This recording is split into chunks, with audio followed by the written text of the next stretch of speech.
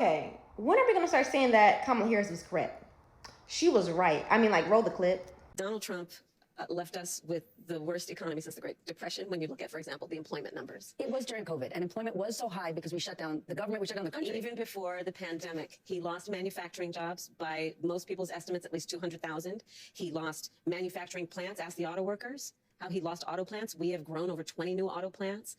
He has an agenda. Let's just deal with right now going forward, not to mention what happened in the past. He has an agenda that would include making it more difficult for workers to earn overtime, an agenda that would include cutting off access to small business loans for small businesses, an agenda that includes tariffs to the point that the average working person will spend 20% more on everyday necessities and an estimated $4,000 more a year on those everyday necessities, to the point that top economists in our country, from Nobel laureates to people at Moody's and Goldman Sachs, have compared my plan with his and said my plan would grow the economy, his would shrink the economy. Some of them have actually assessed that his plan would increase inflation and invite a recession by the middle of next year. So the facts remain that Donald Trump has a history of taking care of very rich people.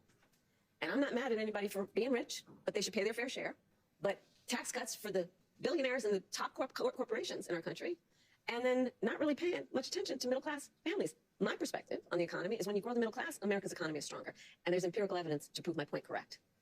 Now, what did she say that was wrong? Tariffs are hurting the economy. Even Scott Bessent had to, admit to that and say that, yeah, we're going to take the tariffs off of, Brazil and a couple other countries because we don't make coffee. We don't make bananas. I mean, we have to have climate for that. Yeah, you do. You have to be in the right climate to make coffee and bananas. But, what are we going to say? We literally were warned. She told us this is exactly what's going to happen and almost come to pass exactly everything she said would happen. We're feeling kind of dumb now, right? Well, not me, because I was probably that 92%.